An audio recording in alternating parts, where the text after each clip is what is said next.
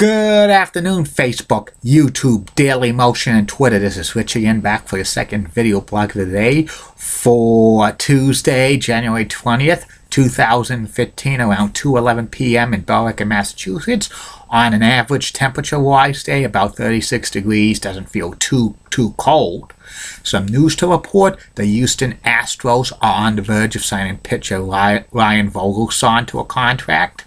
And also Fox and Fremantle Entertainment announcing a new digital over-the-air television network called Buzzer, which will show classic Goodson Todman game shows like What's My Line, To Tell the Truth, I've Got a Secret, Card Sharks, Match Game, Now You See It, Double Dare, Blockbusters, Password Plus Super Password, and a few others. And these digital will be shown on the Fox-owned and operated affiliates beginning in the summer, which will cover about 37% of the country. It will not be shown on Fox 25 Digital because Fox 25 is no longer an owned and operated station by Fox. It's now owned by Cox Communications.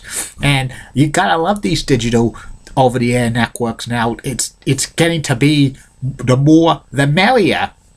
In my opinion, more and more people are going to cut the cord for cable to get an antenna to watch these digital over-the-air television networks, which is good. The more the merrier, as one person would say that I know. And that's about it on that. My next subject is the review of the 1996 WWE Royal Rumble pay-per-view from Fresno, California, which happened on January 21st, 1996. This was the 9th annual WWE Royal Rumble.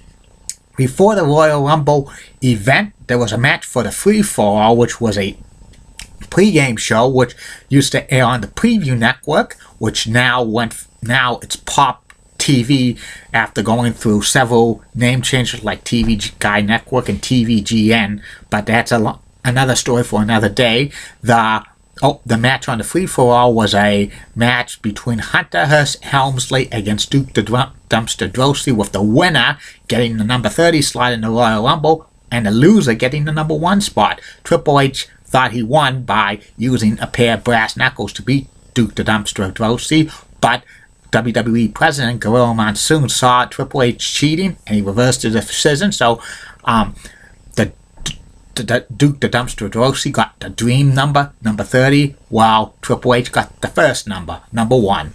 And now onto the pay-per-view card. Calling the action was Vince McMahon and Mr. Perfect, because Jerry the King Lawler was in the Royal Rumble matchup. The first match of the pay-per-view was Ahmed Johnson, who was a newcomer to the WWE, facing off against Double J Jeff Jarrett. And this match was basically had one of those decent matches. The ending happened when Double J used his the guitar and came off the top rope and hitting Ahmed Johnson, knocking him out cold. Referee called for a disqualification because the guitar was a foreign object. You can't use foreign objects when it's in front of the referee. Automatic disqualification by Double J. The next match was for the WWE Tag Team Championships. It was the Body Donners, Skip and Zip, against Smoking Guns.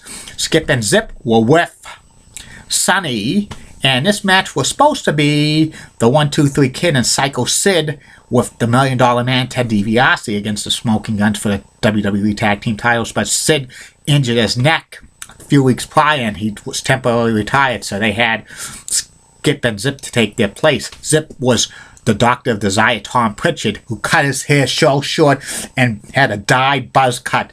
And this match was basically a decent tag team match. The Smoking Guns beat Body Donners easily, and Sonny had distractions from the match. I think Billy got infatuated with Sonny, and this was a great tag team match. The next match was for the Intercontinental Championship, WWE Intercontinental Championship. It was Goldust with a lady in his corner, which the lady turned out to be his wife at the time, Marlena, also known as Terry Runnels. They faced off against the bad guy, Razor Ramon, who was the current Intercontinental Champion.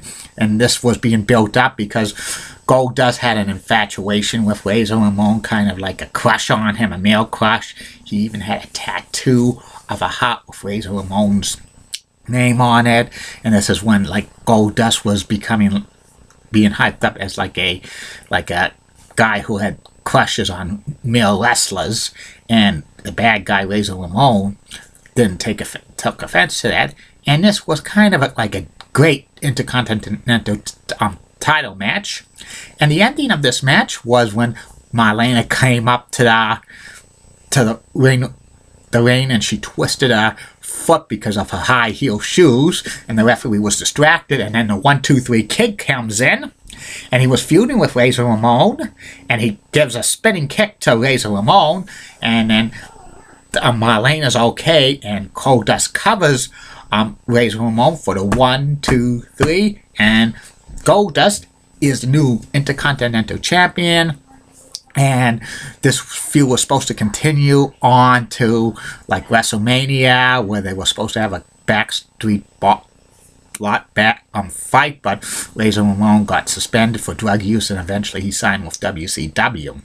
And this was a great Intercontinental title match just to get Goldust over as a heel.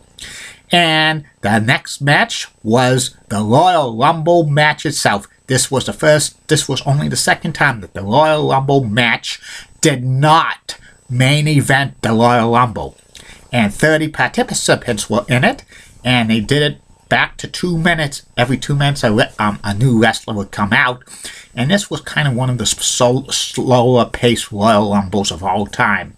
Triple H started off with the Hog Farmer, Henry Godwin, and they had like Bob Backlund in this, Bob Spark Plug Holly, King Mabel, Jerry the King Lawler, and they had Jake the Snake Roberts show up to come make his comeback, and he brought the Snake in, which was like Revelations, and all the wrestlers went out in between the ropes, and this was like this was one of to slow down the Rumble, and the Snake went on Jerry the King Lawler, and Lawler was terrified of the Snake, and he just hightailed it out, and he hung under the ring for so many minutes. And they had Dory Funk Jr. and Vince McMahon mentioned that he was a former NWA champion, Yokozuna. This was also the debut of Vader in the WWE, and he kind of made a little bit of an impact. And also they had the Headhunters, who were identical twin brothers who were well over 400 pounds. They were called the Squat Team and stuff, A and B, but they got tossed by Yokozuna and Vader.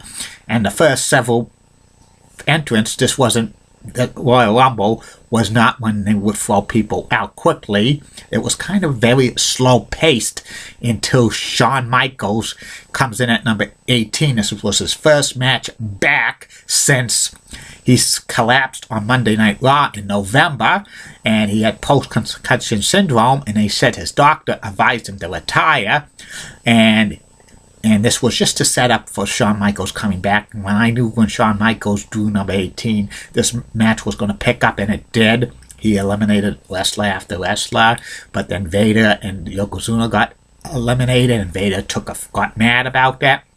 He just beat up on everybody that in the Royal Rumble match, even though he was eliminated. He threw everybody over the top rope, which they somehow allowed the wrestlers to continue on even being eliminated in the Rumble, because in prior years when a wrestler got eliminated, they would somehow come back in and they would eliminate the other wrestler and they would be all eliminated. But I think they rescinded that rule because they were building up for Shawn Michaels to win the Rumble.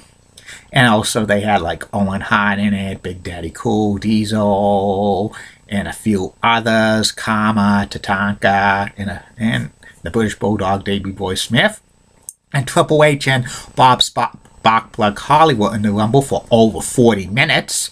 And they also had the 1-2-3 Kid in it, but Razor Ramon was chasing him all around when he was entering, trying to beat him up.